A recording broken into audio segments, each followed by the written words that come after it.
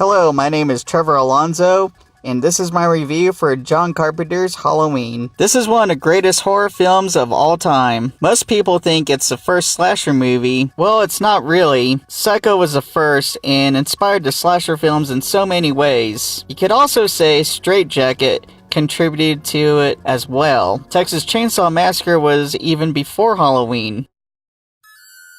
The movie starts off on October 31st, 1963, with an amazing tracking shot in the view of the killer.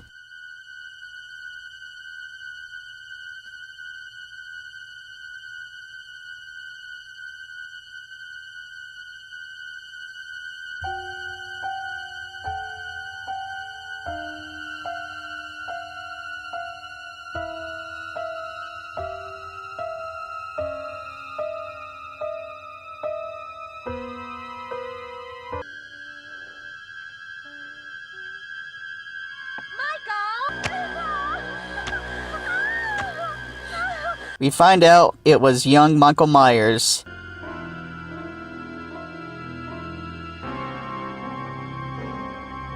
His parents are shocked. They seem like normal, everyday people. His mom won't take her hands out of her pockets for some reason. Cut to 15 years later. We meet Michael's doctor, Dr. Sam Loomis, played by Donald Pleasence. Named after the character from Psycho, Christopher Lee was offered the role of Dr. Loomis. He turned it down and has since said it was his greatest mistake. Also with Loomis is his colleague, Marion Chambers, wearing a cape as nurses do back then. On their way to take Michael to court, they notice something is wrong.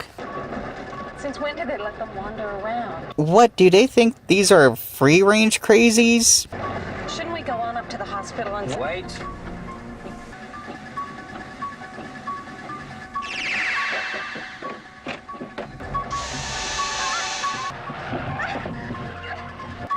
Michael quickly attacks and takes the car.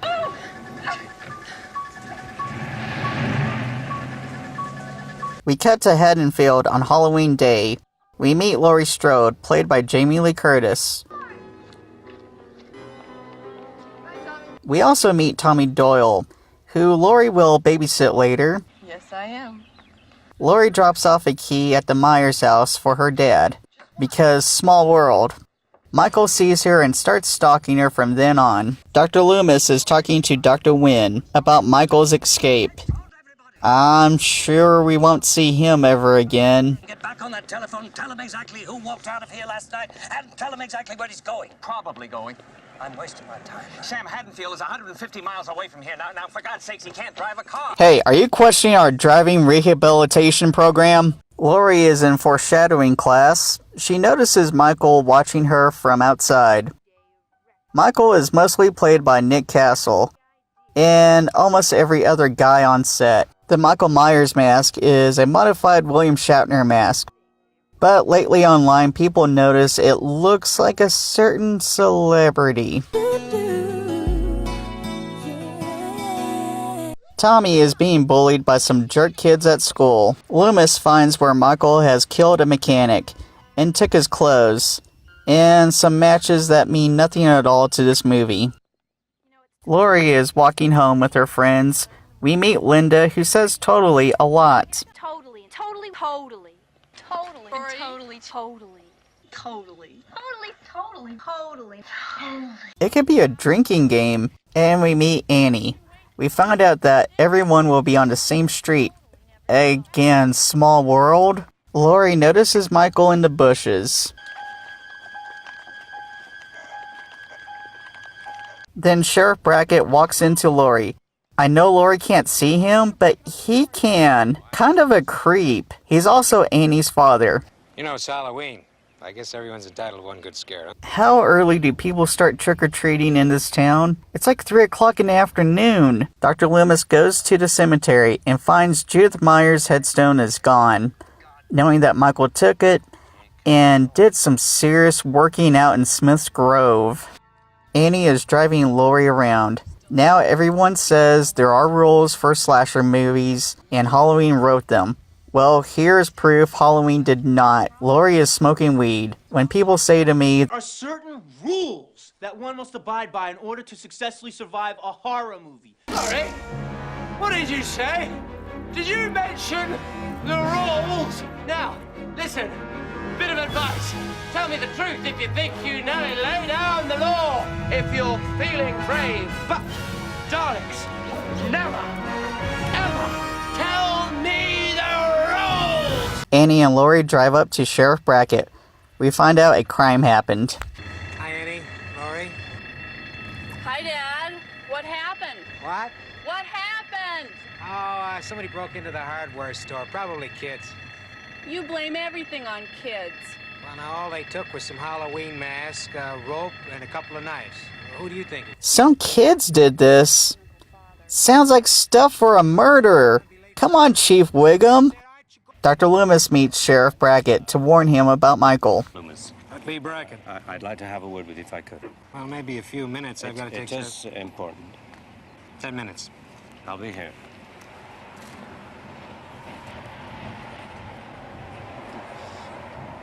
I better keep my eyes open for Michael. Laurie reveals she has a crush on Ben Tramer.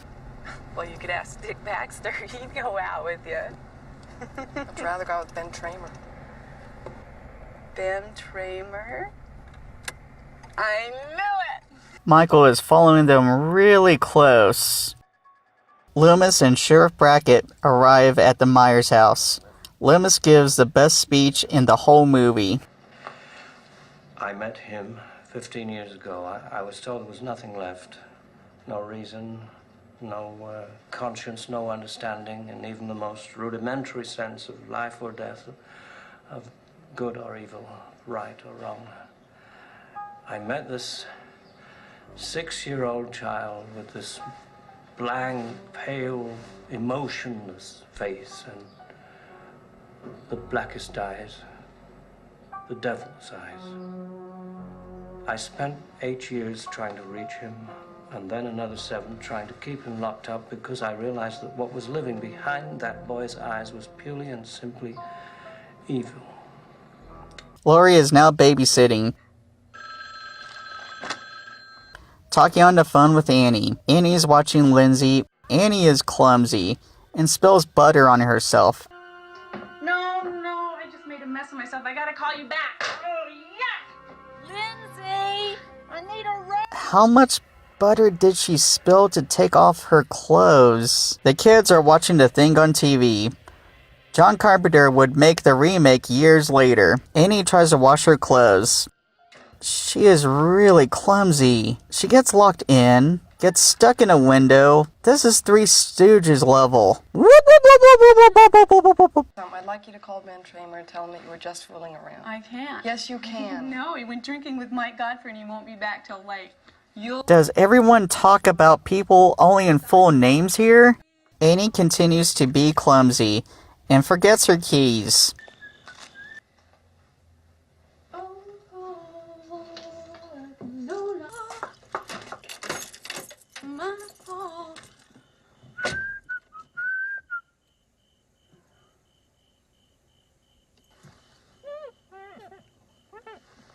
The car is open and Michael gets her from the back seat.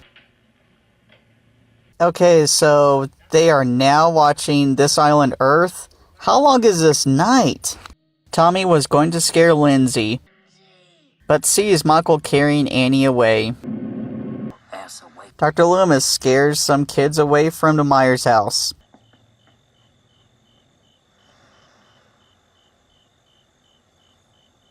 And gets scared himself.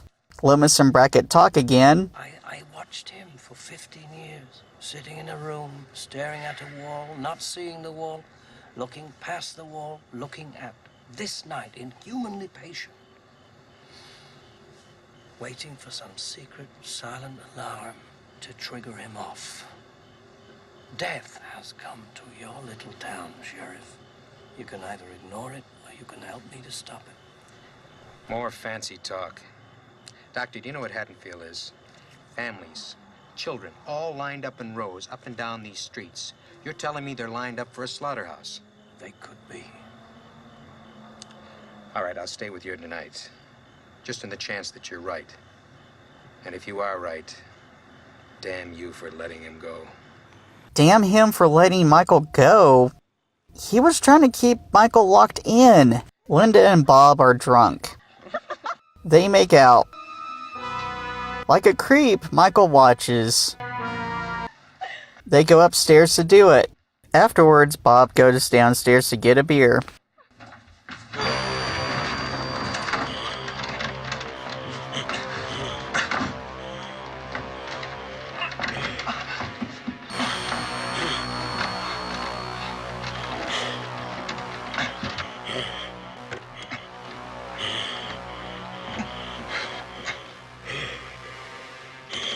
Bob is killed by Michael by pinning him to the wall. Is the knife long enough and strong enough to hold him up? Fun fact, Dennis Quaid almost played Bob, but couldn't due to scheduling conflicts. Michael goes upstairs to Linda expecting Bob, wearing a ghost sheet over his mask. Frustrated there is no beer, she calls Lori. Finally.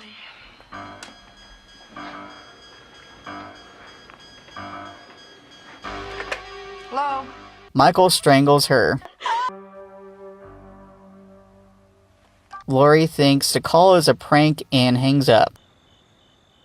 Dr. Loomis just now notices the car parked in the same spot all night.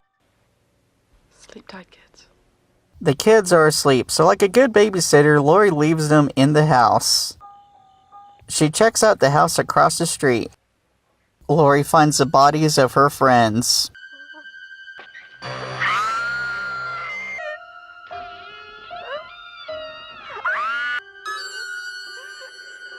Michael creeps up onto Lori. Michael starts to attack Lori.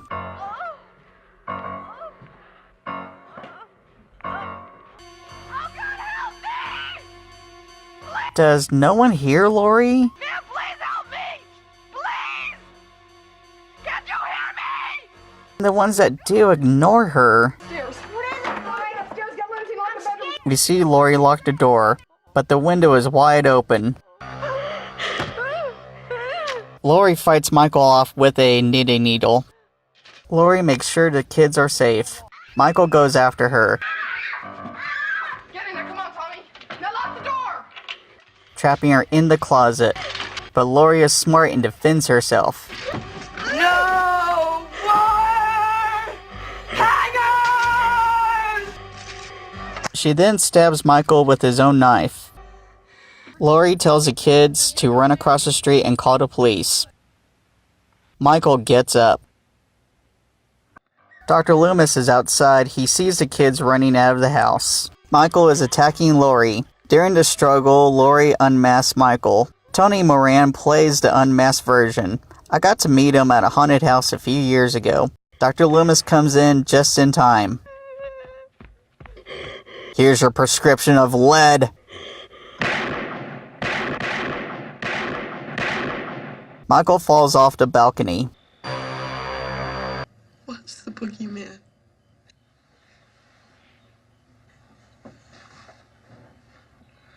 As a matter of fact, it was. A great line which will stick with the series. Then Dr. Loomis sees Michael has gotten away,